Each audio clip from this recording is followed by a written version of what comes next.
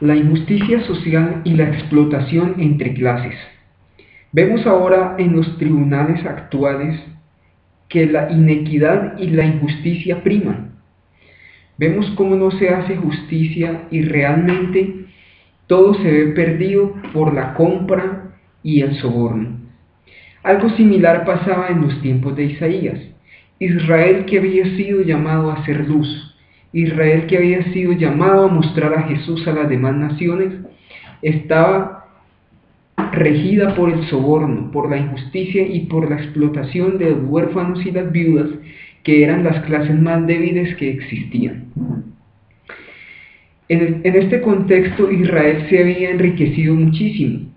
Podemos ver cómo su prosperidad apartó al pueblo del Señor.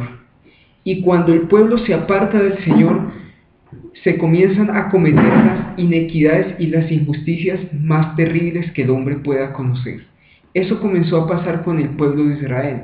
Mientras con sus ceremonias y con su suntuosa religión pretendían servir al Señor, la injusticia, la inequidad y la explotación hacían parte del diario vivir de esta nación. En Isaías capítulo 1, versículo 17, encontramos la siguiente declaración: aprended a hacer el bien, buscad el juicio, restituid al agraviado, haced justicia al huérfano y amparad a la viuda.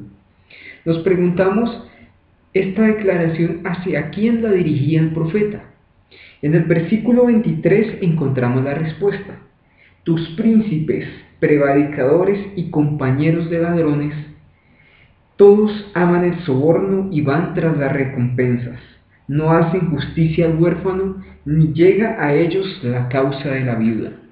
Dios había puesto a los príncipes de Israel para que juzgaran sobre su pueblo, para que fueran en su lugar los que trajeran justicia y pudieran litigar sobre los problemas que se presentaban.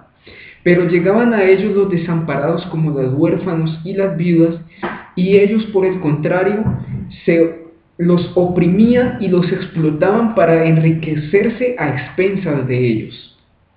Sin duda Dios desaprobaba esa conducta y por eso les dice: aprended a hacer el bien, porque el bien no es algo que nosotros hagamos por ósmosis, es algo que nosotros tenemos que aprender a hacer con la ayuda del Señor. Es difícil imaginar cómo los príncipes y los jueces de Israel participaban en los cohechos, en los robos y en las explotaciones que hacían los malvados.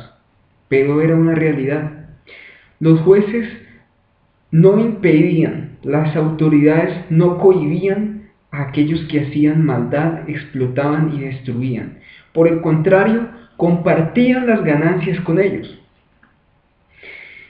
El profeta escribe en el capítulo 58, versículo 3 de Isaías, que ellos ayunaban, rasgaban sus vestidos, se llenaban de cilicio y buscaban al Señor.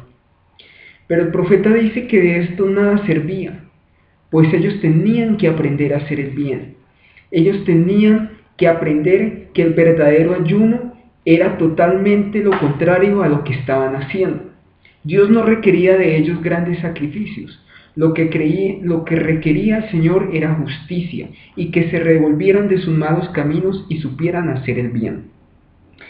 Por eso dice en el versículo 6 del capítulo 58 de Isaías: no es bien el ayuno que yo escogí, desatar las ligaduras de la iniquidad, soltar las cargas de la opresión y dejar ir libres a los quebrantados, que rompáis todo yugo. El pueblo de Israel estaba caracterizado por que cada año en el día del ayuno principal se perdonaban las deudas y se dejaban libres a aquellos que tenían algo que devolver a alguien. Pero el pueblo de Israel se había olvidado de aquella ley y por el contrario prolongaban la etapa de esclavitud de las personas y no perdonaban las deudas. El Señor quería que se viviera un cristianismo práctico. Él quería hacerles entender que no era ayunar tener el estómago vacío o estar llenos de silicio. Tenían que aprender a perdonar las deudas. Luego en el versículo 7 nos dice: no es que partas tu pan con el hambriento y a los pobres errantes albergues en tu casa. Cuando veas al desnudo lo cubras y no te escondas de tu hermano. Aquí vemos varios principios. Primero, que tú partas el pan con el hambriento. El Señor quería que el pueblo de Israel no diera de lo que le sobrara, sino de lo que tenía lo compartiera con las personas que carecían de ello. Luego vemos que cubriera al pobre, al que veía desnudo. El Señor quería que aprendiéramos a despojarnos de nuestro propio yo y nos preocupáramos por las necesidades de los demás, si fuese posible aún despojándonos de lo que nosotros mismos tenemos. Y por último dice el profeta: lo cubras y no te escondas de tu hermano, lo albergues en tu casa. Ellos habían perdido la hospitalidad que carecía este pueblo cuando recién empezó. Y se olvidan de la promesa que dice que albergarás en tu casa aún al mismo Dios. La hospitalidad se había perdido y por ende se había perdido la justicia que se debía hacer a aquellos que habían perdido sus casas, sus posiciones y que tenían que andar errantes por causa de los sobornos y las explotaciones que se daban a aquel pueblo. Es así la condición del pueblo de Israel en los tiempos de Isaías, y por lo cual el profeta se levantó comparando el ayuno con lo que debían hacer realmente y así volver a los caminos que el Señor había indicado.